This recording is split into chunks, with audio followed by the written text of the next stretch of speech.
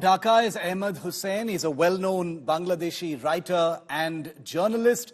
He's just written a very, very balanced, very illuminating piece for Indian digital media, where the headline is Bangladesh Jamaat-e-Islami cannot go far with anti-India rhetoric. It must address its 1971 role. Ahmede, welcome. Thank you for your time here on India Today. The Indian government, the Indian system, Ahmede, is looking at various things happening in Bangladesh, with a certain degree of alarm. The support to the Sheikh Hasina dispensation earlier has obviously triggered a great deal of anger that continues to be there, in the political system of Bangladesh. But I want to ask you straight, with the release of people like Jashimuddin Rahmani, the unbanning of the Jamaat-e-Islami, they're not the same thing, of course. What, in your view, should be India's next step? It's a tricky situation as India tries to take its next steps with the new dispensation in Bangladesh.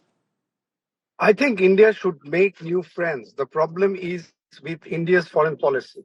It's a huge problem that it's very myopic in vision. It used to be like this. And throughout the last 15 years, all India has done, India has put all its eggs in one basket. And I think Indian bureaucracy has some degree of inefficient behavior in it too. Imagine someone like myself. I wrote a book in 2008. My book was published from Delhi. It was an anthology of South Asian writing.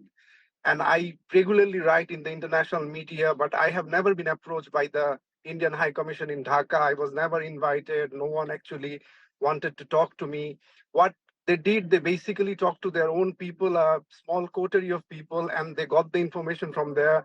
They had very little clue whatsoever what is going on in Bangladesh and how things are moving on, how things are progressing, the way the dynamics have changed in the country.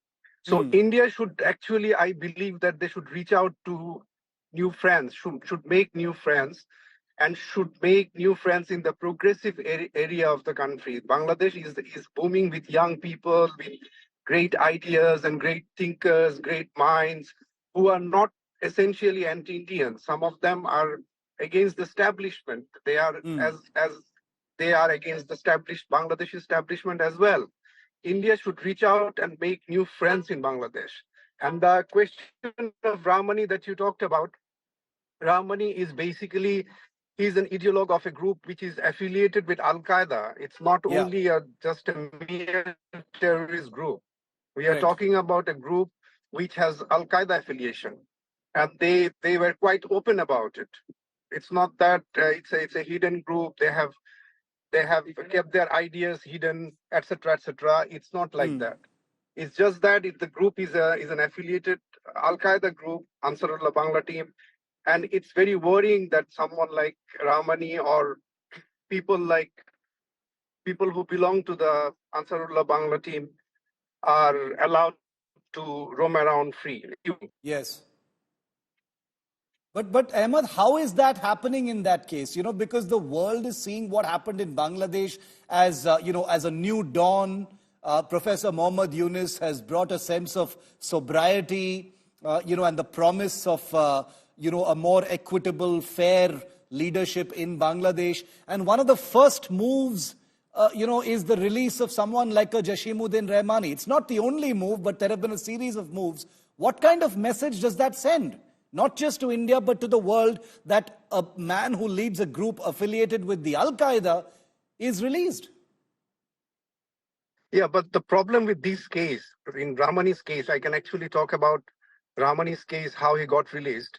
Rahmani's case was, the way it was framed, it was flawed. And it was basically a miscarriage of justice. Rahmani actually should have been tried for a slew of charges. Instead of that, they actually went out for they took a cheap shot, and they framed a case which basically would not have stood in a fair trial. So I think Rahmani's case is absolutely different, and I think Muhammad Yunus's government is going to. I hope they take it very seriously. The national and international concern, and I'm hopeful that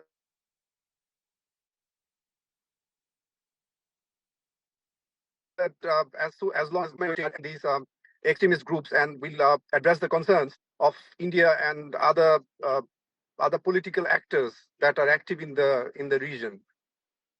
Okay, Ahmed Hussain, appreciate you joining me even though you were outside. Thank you so much for your time. Look forward to having you back here on the show very, very soon.